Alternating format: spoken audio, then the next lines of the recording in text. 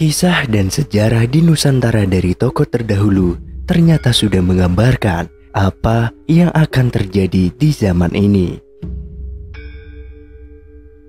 Percaya atau tidak hal tersebut, tetapi banyak yang terbukti kebenarannya. Seperti halnya pesan terakhir Prabu Siliwangi yang memerintah kerajaan Sunda. Prabu Siliwangi berpesan pada warga Pajajaran yang ikut mundur pada waktu ia sebelum menghilang. Pesan terakhir Prabu Siliwangi selalu mengundang rasa penasaran, sebab amanat ini penuh dengan misteri. Banyak dari pesan yang disampaikan Prabu Siliwangi dirasa sangat relevan jika dikaitkan dengan keadaan zaman seperti ini. Lantas seperti apa isi pesan Prabu Siliwangi tersebut? Berikut pesan terakhir Prabu Siliwangi tersebut. Perjalanan kita hanya sampai di sini hari ini. Walaupun kalian setia kepadaku, tapi aku tidak boleh membawa kalian ke dalam masalah ini. Akan membuat kalian susah, miskin, dan ikut merasakan kelaparan. Kalian boleh memilih untuk hidup ke depannya nanti, agar besok lusa kalian bisa kaya raya, senang, dan bisa mendirikan lagi Pajajaran. Bukan Pajajaran saat ini, tapi Pajajaran yang baru, yang berdiri oleh perjalannya waktu. Pilih, aku tidak akan melarang, sebab aku tidak pantas menjadi raja yang rakyatnya kelaparan dan miskin. Dengarkan, yang ingin tetap ikut denganku memisahkan diri ke selatan. Yang ingin kembali lagi ke kota, cepat memisahkan diri ke utara. Yang ingin berbakti kepada raja yang berkuasa, cepat memisahkan diri ke timur. Yang tidak ikut siapa-siapa, cepat memisahkan diri ke barat. Dengarkan kalian yang di timur. Kekuasaan akan turut dengan kalian dan keturunan kalian nanti yang akan memerintah saudara kalian dan orang lain. Tapi kalian harus ingat, nanti mereka akan memerintah dengan semena-mena. Akan ada pembalasan untuk semuanya itu. Silahkan pergi. Kalian yang di sebelah barat, carilah oleh kalian Kisantan, sebab nanti keturunan kalian yang akan mengingatkan saudara kalian kepada orang lain.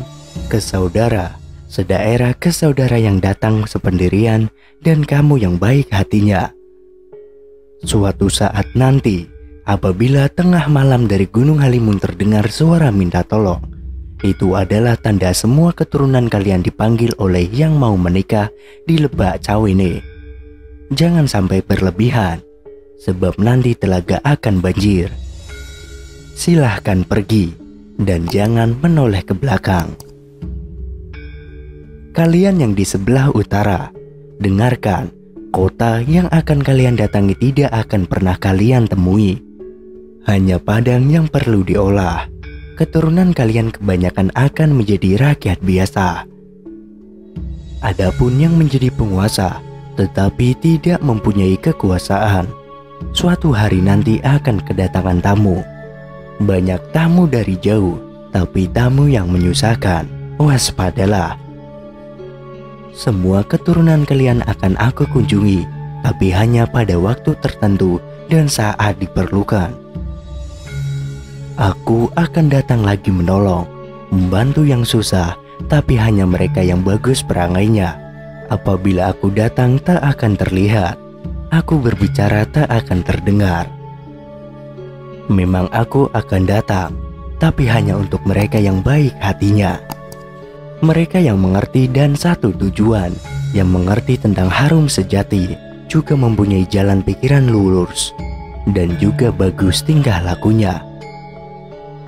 Ketika aku datang tidak berupa dan bersuara, tetapi memberi ciri dengan wewangian. Semenjak itu, Pajajaran hilang dari alam nyata.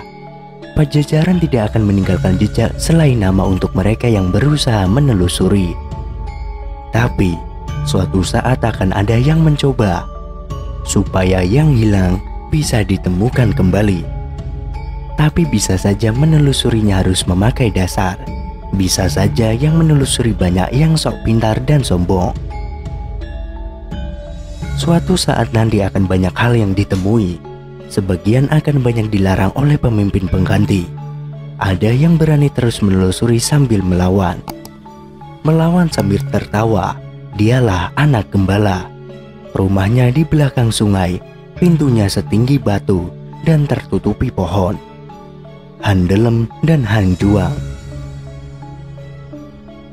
Apa yang dia gembalakan bukan kerbau, bukan domba, bukan pula harimau atau banteng, tetapi ranting pohon dan daun kering. Dia terus mencari, mengumpulkan semuanya yang dia temui. Tapi akan menemui banyak sejarah atau keadilan. Setiap zaman mempunyai sejarah dan setiap waktu akan berulang, dan itu lagi. Dengarkan, yang saat ini memusuhi kita akan berkuasa hanya sementara waktu. Tanahnya kering, padahal di pinggir sungai Cibaten. Disitulah negara akan pecah oleh kerbau bule yang dikembalakan oleh orang tinggi yang memerintah di pusat kota. Semenjak itu raja-raja dibelenggu dan orang tidak hanya akan menjadi suruhan.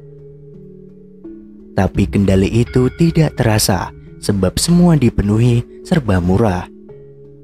Semenjak itu pekerjaan dikuasai monyet.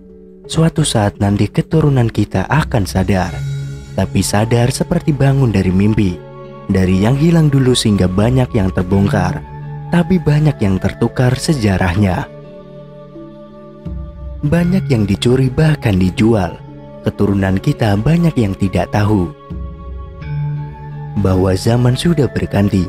Pada saat itu geger di seluruh negara, pintu dihancurkan oleh mereka para pemimpin. Tapi pemimpin yang salah arah. Ia memerintah bersembunyi, pusat kota kosong, kerbau bule kabur, negara pecah di serbu monyet. Keturunan kita enak tertawa, tapi tertawa yang terpotong.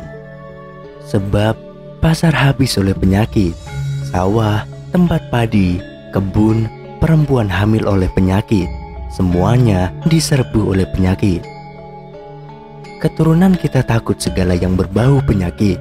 Semua alat digunakan untuk menyembuhkan penyakit, sebab sudah semakin parah. Yang mengerjakan masih bangsa sendiri, banyak yang mati kelaparan. Semenjak itu, keturunan kita banyak yang berharap bercocok tanam sambil sok tahu membuka lahan. Mereka tidak sadar bahwa zaman sudah berganti cerita lagi. Lalu sayup-sayup dari ujung gemuruh burung meneteskan telur, riuh seluruh bumi. Sementara di sini ramai oleh perang, saling menindas antar sesama. Penyakit bermunculan di sana sini. Jelas-jelas musuh dijadikan teman, jelas-jelas teman dijadikan musuh. Mendadak banyak pemimpin dengan caranya sendiri.